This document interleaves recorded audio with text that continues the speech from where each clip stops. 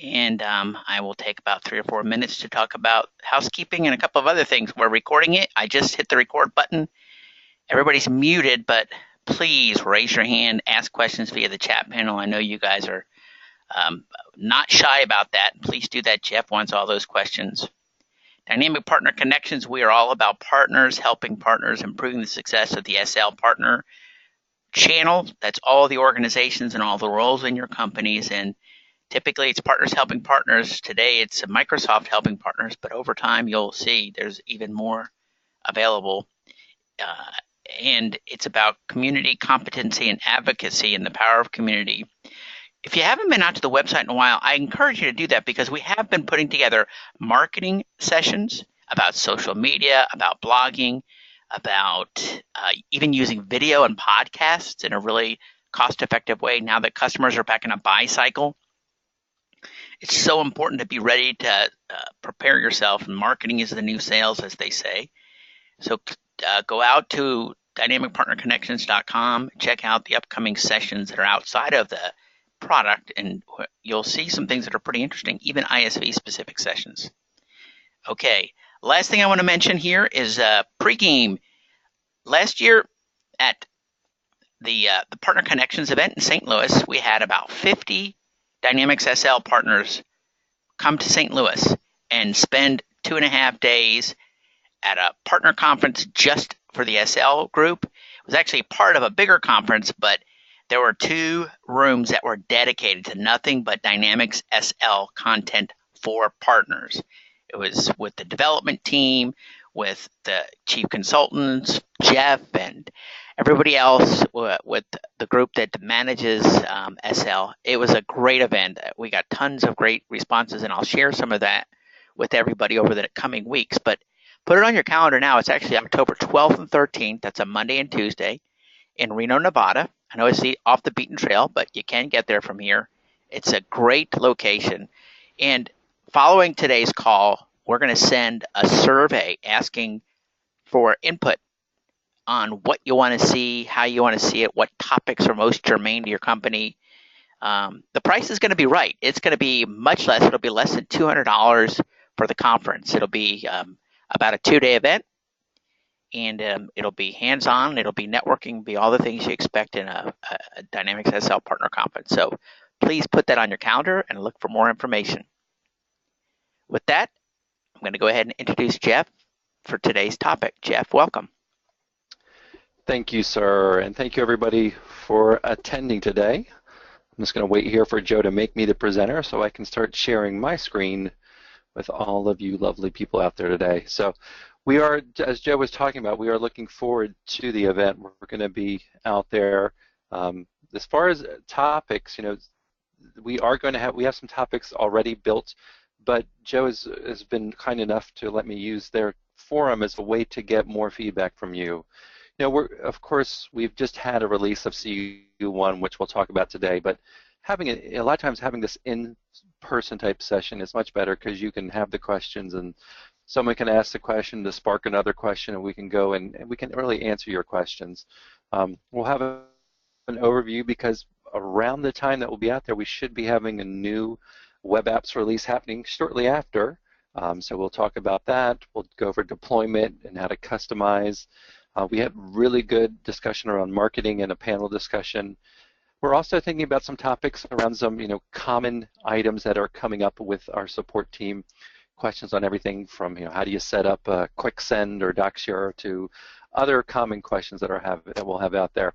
But as Joe said, we're going to have a survey that we're going to give you a link to that we would love to get your feedback because we are in a good position. It's not until October, so we do have a chance to get some more feedback on some great content that you guys would see fit to come out and visit us in Reno to learn more about this.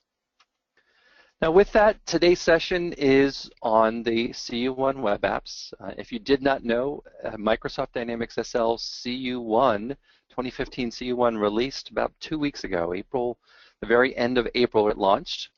And it is our latest and greatest release. Now, this slide kind of gets left in here because this is one of the things we talked about during Convergence. So for those of you who did not get a chance to make it, The big topics of Convergence this year were around mobility, the cloud, and being more efficient in the things that you do. So grabbed a couple slides that we used out of our sessions around being mobile. And just to kind of give you, which I'm sure you guys have already know, is that really people need to be mobile. They're looking to go mobile. You know, people are using their devices to do their work today. I'm sure most of you are using your device to check your email, maybe even as we speak. And so going beyond email to be able to access things, you know, in your tablet or your smartphone is something that we all need to do, and a lot of us do it already. And of course, our web apps are our answer to how are we, as a Dynamics SL community and Dynamics SL product, going to answer that call. You guys are always very familiar with the business portal, but obviously the business portal can't be run on things like the tablet or the smartphone. Business portal written on technology, oh geez, it's 10, 15 years now, where really remote meant that I'm on my I'm on my desktop running Windows and I've got Internet Explorer. Obviously not where we are today. So for those of you unaware, when Dynamics SL 2015 released, one of the big things we announced back in October is that we were no longer going to be supporting the business portal. Again, the business portal being our older product for web access. Its inability to be able to be accessed on the common devices of the day like tablets and smartphones made it obvious to us that since we could not move it over there, that we needed to develop something new. And that's why we decided that we were no longer going to support it, but we were going to put a lot of energy into our web apps. Now, as far as devices we run on, great thing that we can say here that really all we need you to have is have a web browser on your device that supports HTML5. Now, if you're running a device here that's been in the last 5 years, you probably already have a device that has that supportability. And the way that we're going with doing remote accessing is different than some other products. Some other products are creating actual apps that you have to download from the Apple Store or Android Store or Windows Store. We're going a different route. We're creating actual websites. So similar in the sense that Business Portal was a website, but we're removing all the underpinnings that you need. You don't need to have SharePoint. You don't have all these things that were tied to older technology. All we're doing is creating basic websites that run on a standard server. So we're not asking for anything crazy or any special things that you need to do. We're just basically creating a website for you out there. Now, as far as what you need to access, well, because all we need is a web browser, we can run on an Apple device, an Android device, a Windows device. We can even say we run on a Macintosh desktop now, because really, again, as long as your browser supports HTML5, you'll be able to access information through our web apps. Now, the way that we've built our screens is using something called responsive technology. That means that if I'm on a tablet or I'm on a desktop right here, or I put it up on my phone, it might look small, so I can spin my phone, and as I adjust things and as it notices how much space it has, it will go ahead and show you, oh, this is the way it will look. It'll go ahead and constantly adjust based on the real estate that you give the screen. Now, as far as what's available, hopefully you've heard this before, this is what is available prior to 2 weeks ago. This is all that we had. A good amount of things. We had idea of project time entry, project expense entry, approvals, and project analyst. And then we moved into more of the project area to kind of start finishing off those features that are currently in the business portal. Things like project maintenance, the communicator, additional approvals, as well as project delegations. So all those items got added, as well as our quick query feature. And all the enhancements that came with 2015 were also available as a quick query. Now, as of 2 weeks ago, I'm happy to say that we have the following additional items added. We've added the functionality of payroll timecard entry, whether it's advanced or regular. And the focus here is for people who don't have project but do have the need to put in people's time remotely. So we have 2 screens there based on what type of time card you are doing. We also added what we had on there, the idea of doing item request and item request approval. Again, we've had that in the business portal, the remote capabilities of someone to put in their requests and approve them. That is available here as a web app now. The next is web reporting. something that we've had in the business portal, now available as a web app. The idea that I want to be able to view a report and see it no matter what device I'm on. We'll show that one very cool highlight of this is this process does not use application server. So you can clap for that if you know how to do that thing that Joe told you, but no longer do you need web to have the application server to be able to run these reports via web apps. We also added some additional project features that we've had in the past, plus 2 brand new screens that were never available in the business portal. That's the employee and resource maintenance screen. Pull up existing resources, add new ones, set up their rates, something we've never had before. Now we have that available here through the web apps. And by the way, Jeff, there have been people clapping throughout this. You haven't seen it. So if you guys like a feature, like I said, if you join late, hit the raise your hand button and you'll be clapping because it's a way to do it. It's like a silent clap, but this is pretty cool. There's a couple of people doing that. All right, thanks, Joe. I appreciate it. And thank you, everyone, for interacting with this session. Next, we also added some project budgeting features. So if you're in your project and you're updating things and so forth, you will update your budget.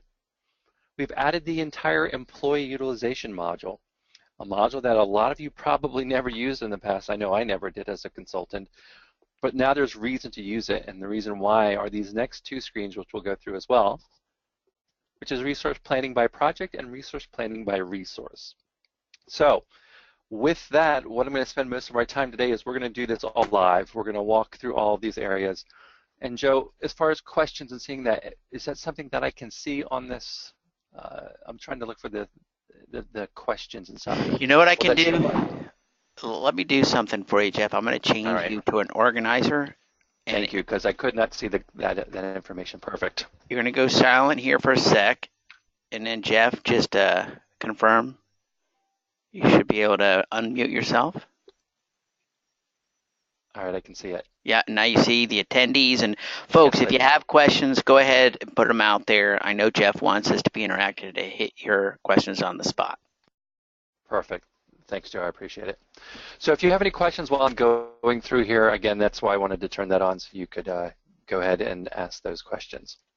Now, as far as coming into the login, I know my screen is having a little refresh error here. There we go. I think we've got it up and running again. So when we come into the screen, we have the standard capabilities of choosing your company, which you've had throughout. We have 2 different ways of logging into the web apps. One is either as a user, so we could have it set up so we're running in as a Windows user. So in this case, I'm on the Contoso domain. Now, the other way that you can set it up in here as well is that you could set it up to actually run as a SL user ID. Again, this is something that you actually set up in the web config file. And again, when you install it, you'll see the details of what that means. But there's a configuration file where you set up login via Windows, login being use the SL user ID. And that is set up by site. So if you decide to set it up that one way, everyone accessing this site will have that option. So I'll go ahead and log into the system, and it brings me into the main menu. Now, the big thing that's different about the menu system that we haven't had in the past is that usually in the past, if I had I would log into the old SL 2015 or 2011 web apps, if it would show me basically every single web app that's available to me. So if I didn't have access rights to it, it didn't matter. It's going to show it to me anyway. Now, the nice thing about it now is that if I don't give you access rights to a screen, you're not going to see it. So some inherited capabilities that we assume that are available in the rich client are now showing up here in the web app. So obviously I'm logged in somebody who has access to everything, so I'm going to see everything. But know that when you can set it up that they can only see things that if you don't give them access, they won't see it. Now let's go ahead and start walking. Now one of the big differences you'll notice is that we have these little icons. The little down arrow tells me that, hey, there's something underneath this menu that you want to take a look at. So it kind of gives me that idea. Okay, there's some, oh, okay, here's where my time card entry, expense entry, and so forth are at. Also, just as a note, if there's something out there that needs my attention, there's a little exclamation point here. So for example, under requisitions, there's some item requests that need my approval. So it lets me quickly know visually that there's some things out there. I also have this messages button. We'll talk a little bit more about that here in just a sec. As far as my time entry goes, if I open up the time entry screen, You're going to notice we got the standard things that we've had in the past. Show me time cards that have been posted in the past. I could look at those and pull them up. I can say, oh, yep, these are the ones that I've posted in the past. I can also take old time cards or existing ones and say, you know what? The line items in this time card are exactly like the ones that I need to put into the system today. You can just open up an old time card, hit duplicate, and it's automatically going to go ahead and create a brand new time card with that information. So great functionality that, again, a lot of us will need as well. Now, I am getting ready to go into the time card. Current entry is saying, okay, I'm going to look at the current time card for the current time card period that I'm in. So if I pull up the screen right now, I can see, oh, I must have put some stuff in earlier today. I've got something that's been assigned to me, and it is a billable item, and I've already started putting my hours against it. So on Monday and Tuesday, I put 80 hours against it. For us on the phone, please note that this is a completely different user interface than what you've seen previously. The old interface at this time is currently not available. The feedback that we got is that everyone wanted the grid and they wanted us to get rid of the old style. Basically, too many clicks was the feedback. I can say that I think we pretty much answered a lot of the questions. We are looking into potentially bringing the other one back in the future for people who need that other one, but at this time, know that with CU1, you only get this new grid interface. Now, how did I get that information into the screen? Well, all I need to do is click on New Row, and I have two options, Assigned and Unassigned. So with the Assigned, what's that? Well, if I chose SL to set up the system that I wanted to assign Jeff to specific projects, then coming to that and clicking on that button would only show me the projects that I've been assigned to. It's very nice because if I'm assigned to just 20 items, it's easier to click them and find them than it would be if I decided to go ahead and give me a list of every single project that was out there.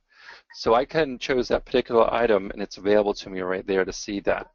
So the next thing that we can do is, well, what if it isn't an item that's been assigned to me? What's that feeling? What's the interface work there?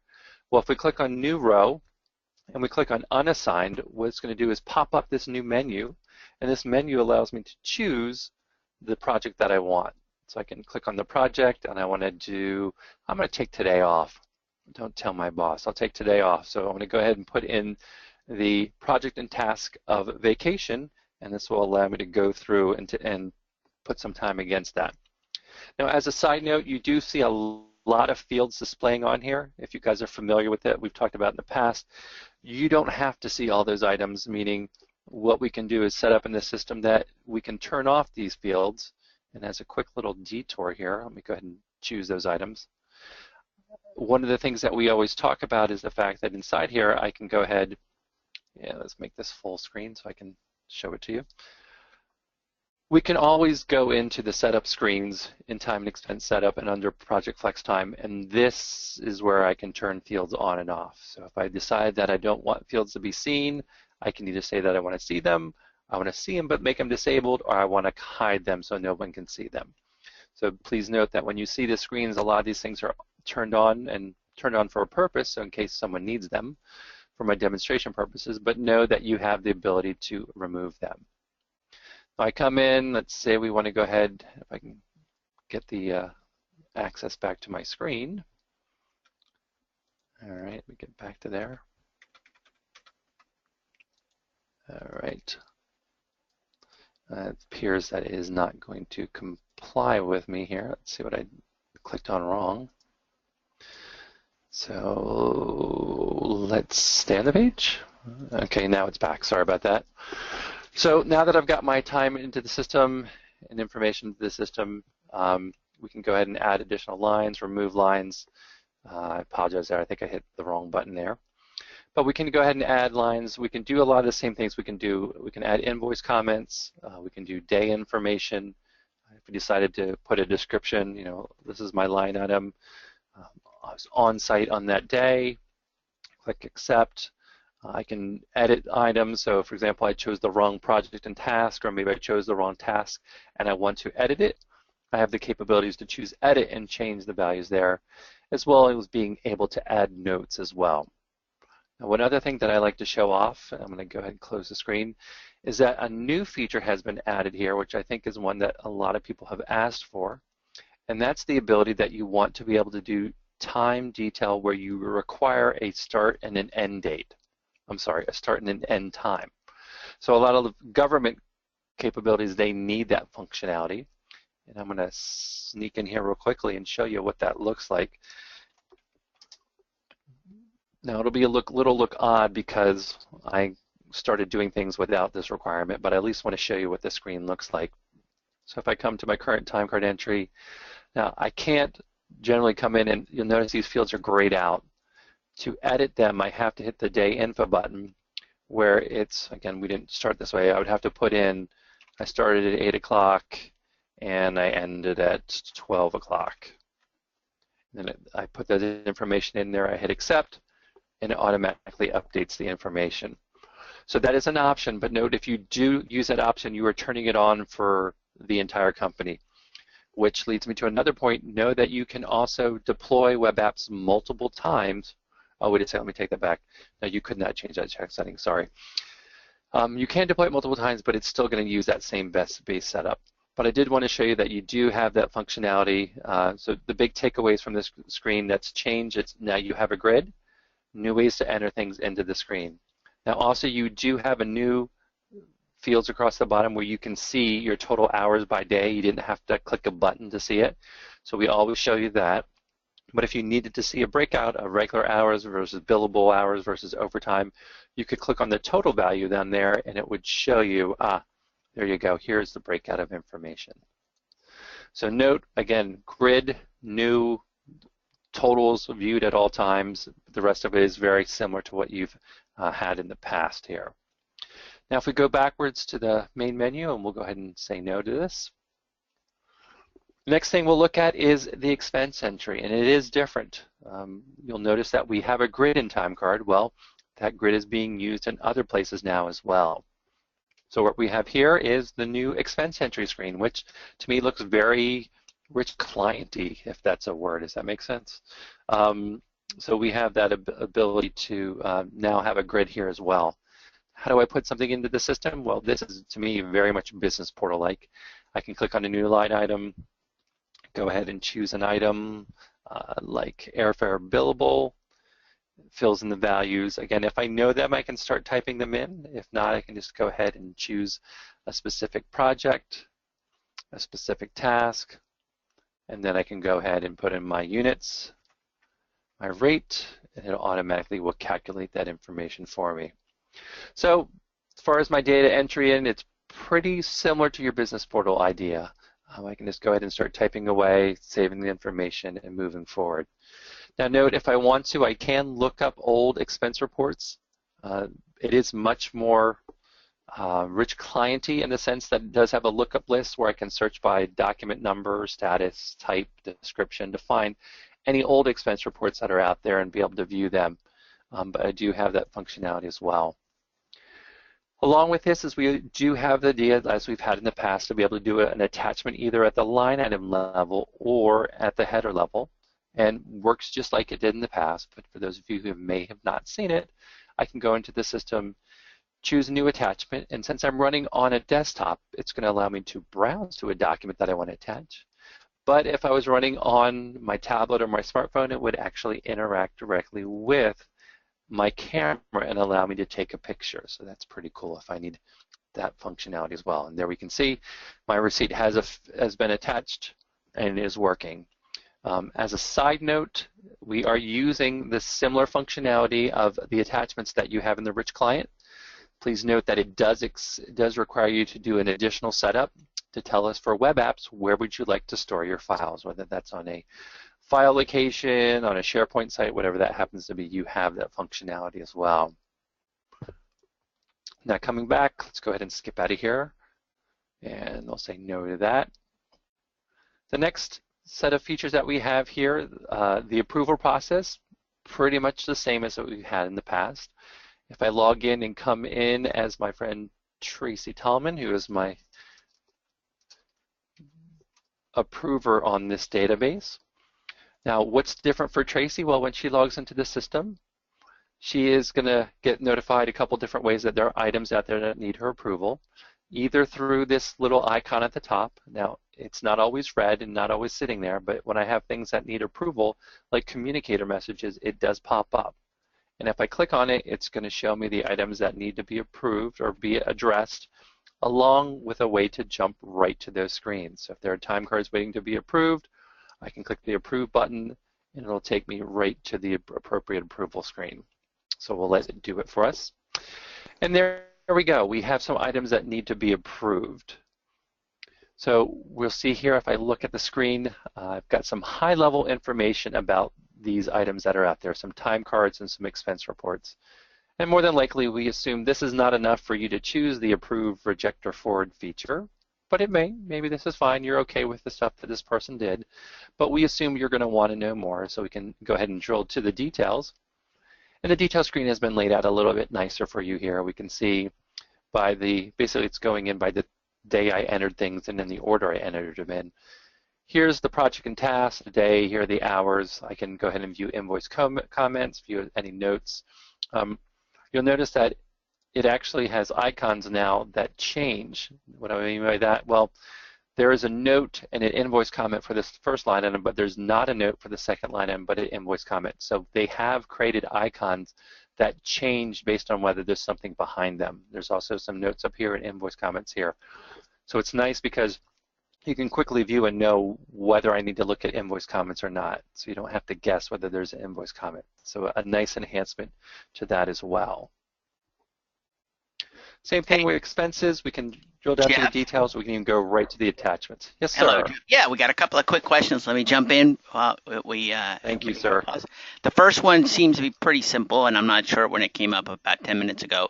Can you add custom user fields easily, or do you need a modified code to do that? Good question. If you are going to add custom fields like user fields that are already in the system, you do need to open up the code to add fields there. So if you had some custom, you will have to open up the code and reference them. It's simpler if it's a current SL field that's already there, because that will more than likely will already be being pulled by the web service. But if not, then you'll have to write something on top of that. So I wouldn't say it's an easy slam dunk thing out of the box, but it's most definitely capable, because what we do is we actually deliver the entire code for all these screens, so you can take them, open them up, and make adjustments. Okay, good. Yep, that was Rick Federick, and then this is Glenn Anstad. Glenn, I'm going to go ahead and unmute your line because you asked 3 concurrent questions kind of simultaneously, and I think they're all connected. Glenn, can you hear me? Hi, Glenn. Glenn Anstad? I don't think I've got... There you are. There you are, sir. Oh, can you hear me? Yeah, Yes, so you got your questions here. Why don't you just ask it verbally? It's probably faster. Okay. On the punch in, punch out, first question is, can that be, if it's an enabled, can the salaried employees just ignore it? No. From what I've seen, and Glenn, I'll test it more, but what I noticed is when I turned it on, it didn't matter. It's now requiring that I put a time in and a time out. Second question is, if an hourly employee works in the same project task on a given day and punches out for lunch and back in, will that be... Yeah, I know exactly what you're saying. Can you do multiple? I haven't been able to do that yet. I haven't figured out a way to do it either, because I know exactly what you're saying. So I need to go I work from 8 to 12, and I work from 1 to 5, and I need to do that. Glenn, I'll look into that with support, but I haven't found out a way to do that because I know exactly what you're talking about. But I'm going to say right now no, but don't hold me to it, because I will definitely check with support on both of your questions. But getting back to on the salaried employees, you have to have something in there, but it doesn't matter if it's bogus, right? That's true. True, if you're not using it, sure. But it definitely needs a value to be put into there. Okay. All right. Thanks, Glenn. Thanks, Glenn. Appreciate it, buddy. All right. The next area, and I'm not going to go detailed step by step on every field because I know you guys have seen this feature before, but for those of you who have not, the idea of this is just like in the business portal, where we have first a way to sort and select what we see and a list of all the projects, and obviously I'm in and it's in a mid, so I'm seeing everything. But then we have the ability to create a brand new project just like you do from the other areas as well. I can choose an old project and copy things over and create a new ID as well. We've also changed the layout of information. So for example, if I pulled up my additional timeline analysis and hit edit, and I pull up that screen, we're going to see the new layout of the project maintenance screen, which, as you know, in the rich client world is kind of a hodgepodge as we add tabs and add buttons and add things. This is a much nicer layout of the information that's available to you. Now, I'm happy to say, and I'll show you guys here a little bit later, we now have a way, as you had in the business portal, to be able to hide fields, disable fields, default fields, and all that other fun stuff for all the information. Now, I'm not going to go through all the tabs because, again, this is just emulating everything that you already have in Project. But again, a great way to be able to show this in a much easier way to view the information. Now, if we go back here from the project maintenance, we'll go back to the main screen here. Now, another thing I've been noticing is I can use different things to navigate around. I've been using that button to take me around to different places. Let me show you some other features of that as well. But first, let's take a look at some of your new screens. The employee and resource maintenance screen is now available. So you have the ability, and we'll pull up one of my favorite people because they're at the top of the list, Mr. Adam Barr, and we can see all the information for them. We could bring a brand new resource, look at an existing resource, edit information on them as well. As we said, we can also do position and rates, and for those of you not familiar, the idea is that you go into the system and define generically what is their hourly rate or other information about them, or their, any work types or any union information that you would need. And then you can go specific by a project and say, though, when he is working on this project since a certain date, this is his new hourly rate. So all that information that you could do before, now available here in the Rich Client. I'm sorry, here in the web apps. We also have an assignment summary that'll show you real quickly what projects has someone been working on and how many hours have they put against it, so you have that functionality. You can even look at it hours versus goal hours versus revenue, which we'll take a look at a second when we get into that area. Now, I've been using the back button to go back. I can even use the home menu to go all the way to the home menu. Another great feature that I find here with the new interface is that I can click on the menu button, which will allow me to navigate to the next screen that I want to go to show you, which in this case is going to be the Project Analyst. So I don't need to hit the home button. I can access the menu right from that menu screen and take me right over there. He says, I think I clicked on it. Or not. Let's see what's going on here. Oh, there it is. I just need to be more patient. So it's taking me over to the Project Analyst screen. Project Analyst is the same as it was in 2015 as well as in 2011. The big things to take away from this screen when you're looking at it is you see right here, this is just a report. Something that in the business portal, this was a set screen that you really couldn't edit it. So across the top, you're going to see all the ways to filter your list of projects. So you can use as many or as little as you like. And then when you find that information, you can go ahead and expand that specific project. It'll show you all the information, and I'm not going to go deep, but just know that it's just like the business portal in the sense that it'll allow you, if you have any information, it'll drill down to the other report. You can view the information and so forth. The key bits of things that you as a partner should take away is that now you have capabilities to edit this. So this is just a report, so you can open up this SSRS report, make edits, add fields, remove fields, things that you need to do, and it'll allow you to go ahead and get to that information. So it's something that we couldn't do in the past, available now inside here. Now, I found a bug the other day, so it should blow up when I get here, but let's see if it lets me get back.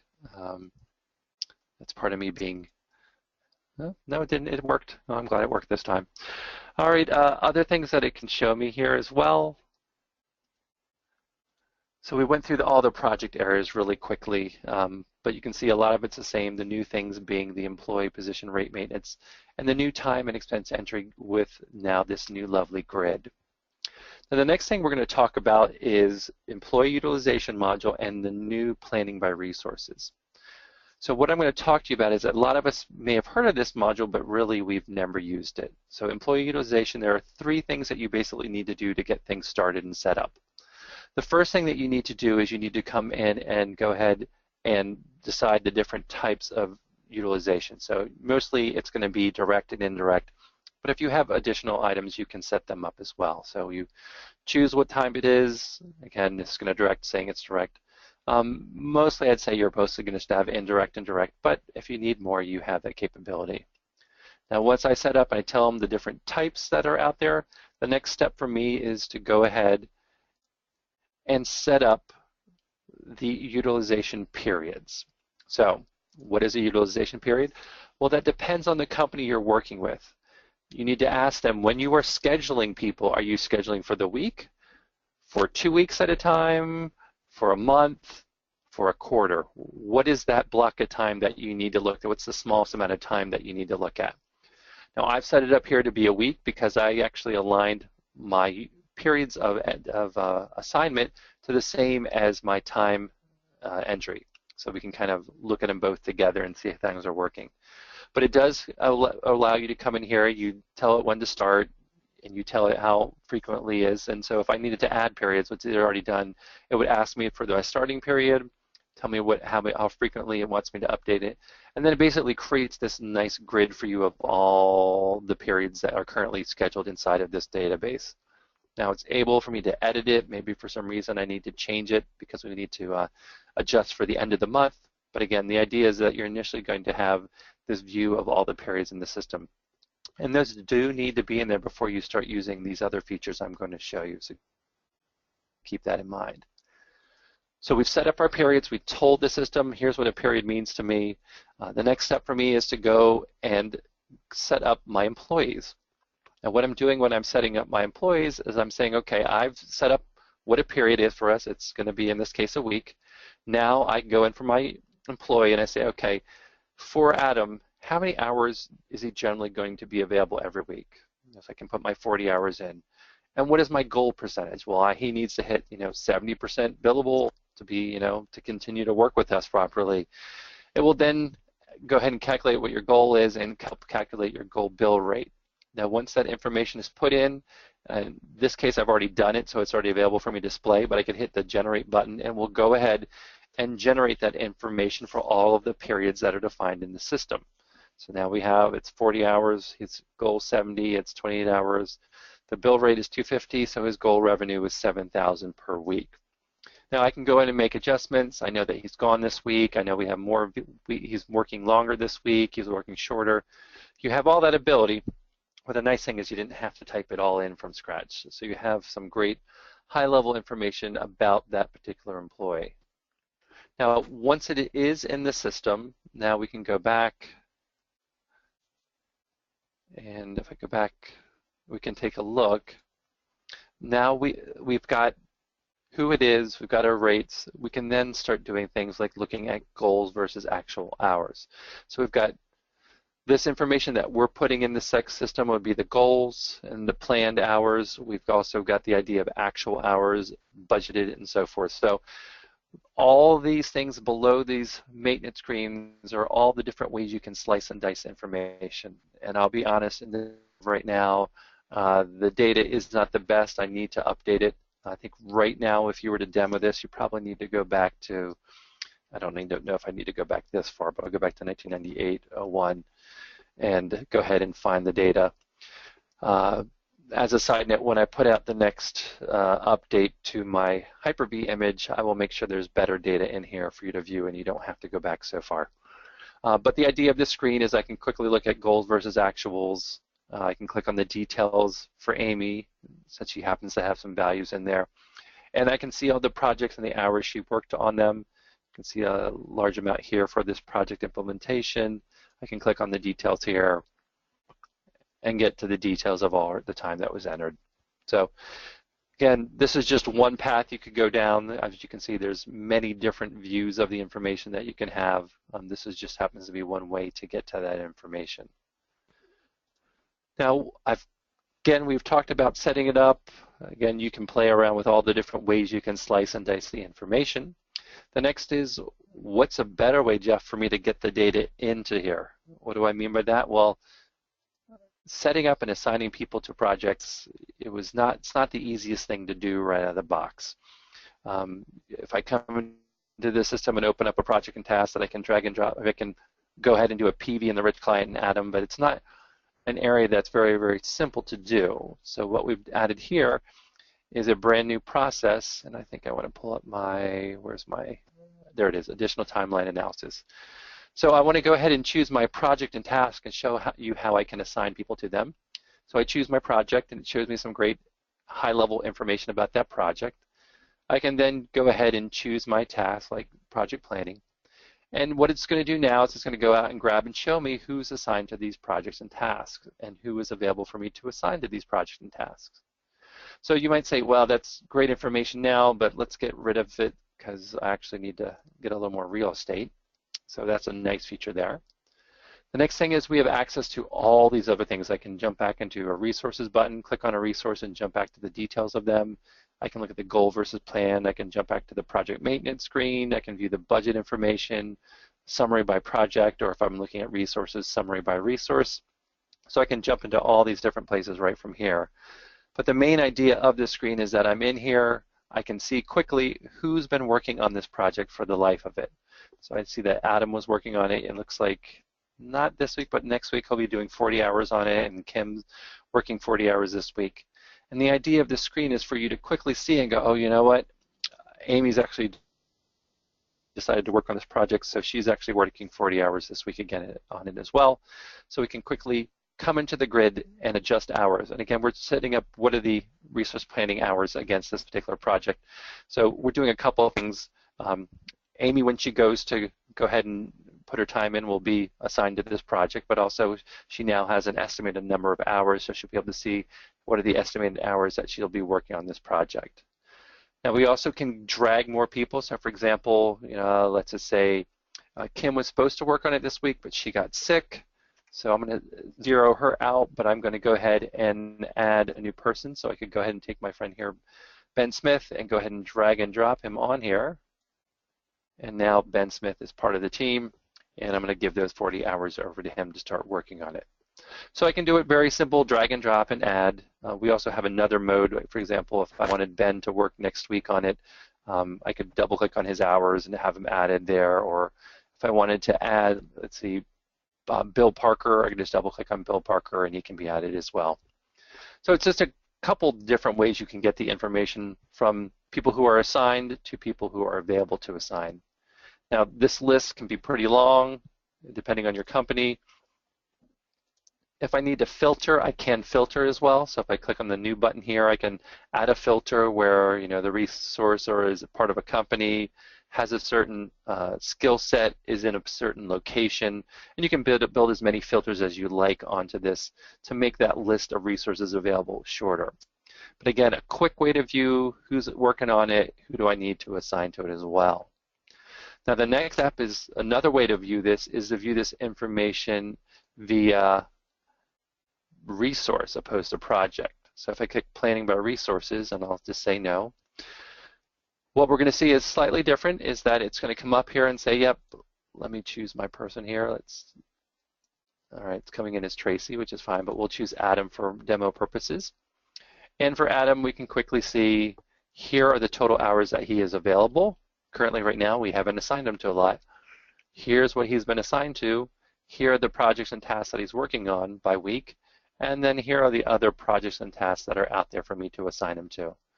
And same as we had a filter, we can filter here as well. So we can go ahead and filter and choose a specific project and task to be able to show them in the detail area, and then go ahead and drag and drop them onto his list. So similar idea to the other screen, just another way of looking at this information.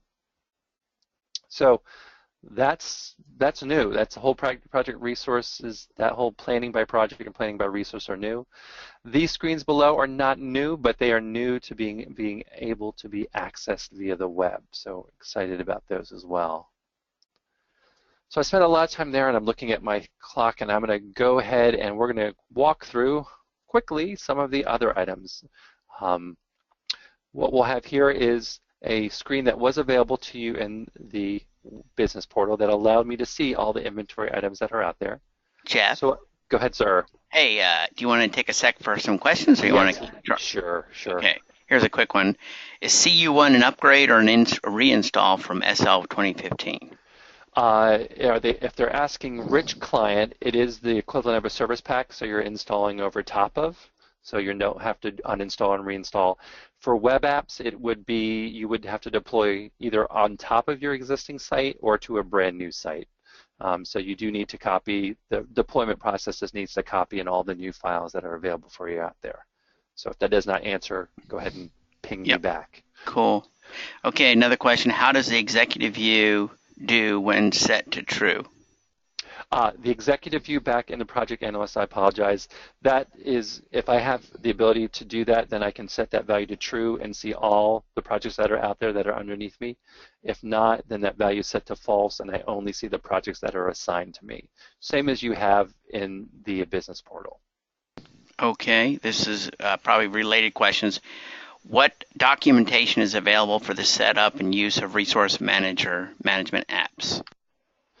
The employee utilization area is all documented, as well as those two new resource planning is documented in the new web apps as well. So you can get documentation on how to use that as well. Okay.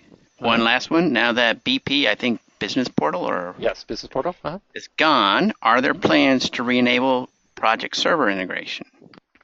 Good question. Right now, we are in the process of this year of cranking out all the web apps that we could potentially need to do that in the future. Right now, our status is that we do not tell you if you are on 2011 and you have the project connector, we tell you do not upgrade to 2015 at this time if you are relying on the connector. It is not available as of now. I don't see it being available here within this year. This year, we are kind of heads down focusing on getting as many of the web apps out.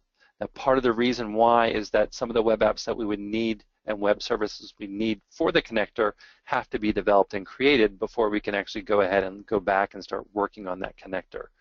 So our goal right now is to finish out this year with cranking out our web apps, and then after this year is done, we will revisit potentially looking at the connector and seeing if that's something we need to build going forward. Very good. That's all you got right now. Thank you, sir. Now, this screen allows you to search by description or by attribute to help you first get the items that you want into the grid. Once we find them and we hit the refresh grid button, it'll go ahead and show us the information about the items that are out there. If this is all you need, this is available today. That's all I wanted to know. But if I wanted to get more details, I could click on the availability, which would then break it down by site for me and show me all the details for the New York site. I could also even look at plan details. You can see there's a bunch on purchase order. There's 5 on purchase order. And then I could also look at the vendor details as well. Whoops, I chose one that didn't have vendor details, but you have that capability to view that information as well. That, again, something that you've had in the business portal, now available here as a web app. But also just to let you know, we are going to focus on other areas than just the requisition area. I'm sorry, than just the project area. The next is our item request entry and approval process. The item request entry screen has been available in the business portal, now available here as a web app. Some great functionality. I think it looks great. As a big fan of this screen, I think it looks even better than it has in the past. Works quite well. Has that same look and feel kind of being able to go ahead. Now, one of the cool features of this that I don't think was in Business Portal but is now available here in the web apps is that you can go ahead and copy in line items, which you've always been able to do. But one of the cool things that I like about it is that I can come into the system and say, yeah, these are all the items that I could potentially order for this electric template order, but I only need 5 of these, and this is all I want. So what will happen is the way this screen works, and I'm not going to go through all the ins and outs of requisitioning, but the idea here is that I could submit this for approval and hit save. It will notice that all of these other line items are zeroed out and say, if you go forward, I'm going to delete those line items because we're approving these, so I'm going to go ahead and delete them for you. Would you like to do that? And if I say yes, the cool thing about it is it removes all those line items. So think about this. If I had an item request that had 100 items on it, that had a template order, and I just wanted to order maybe 4 of the line items, all I need to do is put my quantity in those 4 items, hit submit for approval, it automatically removes them. I'm a big fan of that feature, so I like that. Also, you can approve your item requests as well, just as you could submit them. So this person can come in, click on the load approval button and see all the different line items that are out there that need their approval. and take either individual action or choose to approve all of them, reject all of them, or clear them. Now, just like you have in the standard product, you can go through and view all the actions. You can look at approval comments, budget information, inventory order history, alternatives and purposes, drill back to the details, why did they request this entire item request? All that functionality that you've had before in the rich client as well as here inside of the web apps. Now, I know I'm going a little fast, but I see that I only have 10 minutes left. So other things you can do, requisition budget, item request history, again, features that are available in Business Portal, now available in web apps. Another Business Portal feature here is being able to put your time into the system. Let's pull up one of the screens as an example. The Timecard Entry screen. I think I have something out there. Yeah, I do. We can pull it up. We can see an employee. Again, the idea of this screen is to be able to put time against the Payroll module when you don't happen to be using things like projects. So you can come in here, see the details about Amy, fill out any information that you need for them, and then be able to put it in the hours. Now notice that this doesn't have the grid yet, but it is in the plans to add the grid to this new time entry screen as well in the future. Strictly with timing and the fact for your purposes, for your information, is that we just had, we developed the new grid for the main screens that we use, but we'll add it other places as well. Communicator, I'm going to skip that just because Communicator is the same as it was in 2015 and 2011, a way to view things and then drill to the details. We also have our quick query feature, which you might not have seen in the past. Same features that you have in the rich client. I can either search for a quick query up here or go into the specific modules and pull up either a base or a saved view. And then I have the same functionality that I have inside of the rich client where I can drill back to a specific screen. I can take actions. I can use my column builder, which is a little bit different than the rich client, where I can go ahead and add things on the fly.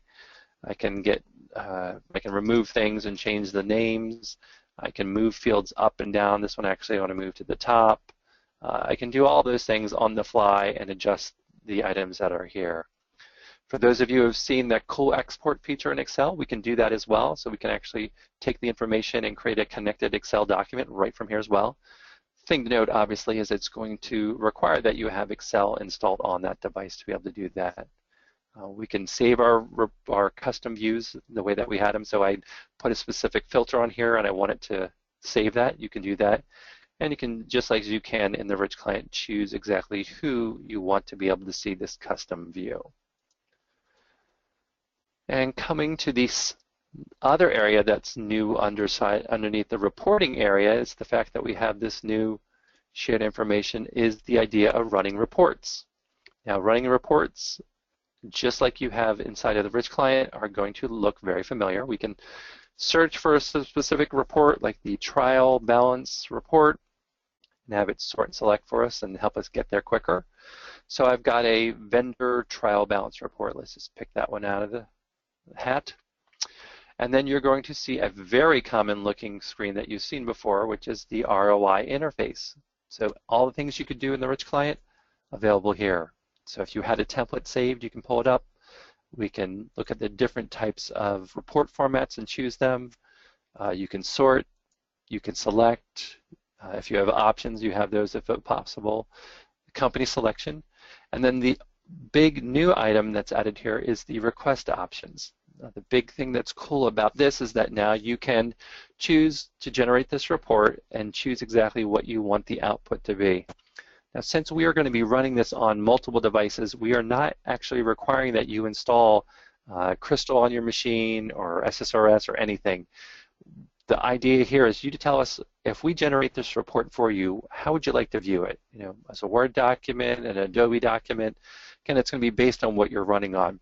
I personally would assume PDF is going to be pretty popular. And then once you choose that, all you need to do to actually see this report is hit the Submit Request button. Now, when I hit Submit Request, it is going ahead and submitting this report to a queue that's sitting out there. Now, what it does is this report queue holds all the different reports that you have available to you. You can see I've run a couple here previously for this person. I ran one back in March. And if I want to view that report, all I need to do is hit the Get Request File, it actually locates the file. In this case, it found it, and then all I need to do is click on it, and I'm running this on internet, so it'll go ahead and open it up inside, in this case, inside of Adobe Reader. Now I can view that report. Now what happened to the other ones? Well, it goes into several statuses. It first becomes submitted, and if I hit my refresh queue button, oops, I didn't catch it, it's actually already completed, but it basically goes through three: a submitted, in process, and completed status. Now again, the report's out there, lots of details on it. I can get that file just to prove to you that it actually did run live, and there is my vendor trial balance report. Now the number that I'm giving is that we're able to create 78% of the standard reports. We don't currently do any special form reports or any reports that require some type of pre-process right now or need some interaction from the end user. We don't do those at this time, but that's what is available now. Now if you want to get rid of them, we can go in here and just choose delete to get rid of them, or we can go into our multi-delete mode, which will allow me to select multiple ones at a time, select all of them, clear them, all that other fun stuff. So we have the ability to go ahead and view those information. Now, note for everyone here, note that this does not use application server. There's actually a real service running on the server, and when I hit submit, it is actually sending that to a service running on there that takes the file, it generates the file, and then it puts it into a folder that we have set up during installation. So during the install, you tell us where are the reports and where should I store any generated report. Note that that is something, when you set that up, that you can also add your own custom reports. There's a process that's documented. I think right now it's more of a manual process where you have to update some SQL tables at this time, but it is very, very possible and easy to do. Last but not least is our access rights, which we've added, and the area that I'm excited about, which we're just starting to work on here, is adding access rights to fields in the web apps. What do I mean by that? Well, right now you can go into the payroll the payroll time entry, an advanced payroll time entry, the project maintenance, the project time card entry, and the project expense entry screens. And inside them, and let's just choose project maintenance as an example. Once I choose that, I have an option of which page, and I can say, for example, for the accounting data tab, for this particular user, Adam, I want to go ahead and turn off this field. He should not be able to see the billing currency. Or I'm going to enable a field. Or I'm going to set that field is actually required for him because he needs to make sure he puts it in. Or I can set the default data. This does definitely give you much client functionality that you're used to having, and something that's available now into these screens, but something that we can see continuing to use as we add new screens to the system to be able to take advantage of this functionality. So with that, I know there are definitely questions, and I know I kind of went into hyper mode here just to get all this data out here. Couple things to note. If you go out, we're going to have another webinar, and I apologize, I was going to pull up the date, but we're going to have another webinar on web apps where we go through installing web apps on the demo image that was put out, I guess, a month or two ago. So if you've got that SL 2015 web apps demo image, I'm going to give you a session here. Joe, is it next week or the following week? I will let you know. It looks like it's actually the next one we have on the calendar is May 29th. Okay, so in 2 weeks, I'm going to go through installing the web apps onto the SL image. Know that you can, and that's actually what I'm running it on, so you can deploy the new CU1 web apps on there. Also note I am creating a new Hyper-V image. It's the same image that you have, but I'm just waiting for the first round of hotfixes and so forth to come through before I push it out to the group for the rest of the year. Also, if you could go ahead, if you go to Partner Source today, you guys are the first to know it, there are a series of brand new webinars that are available to you. Not webinars, excuse me, PowerPoint presentations. And these are PowerPoint presentations that are click-through demos of all the features that I just showed you today.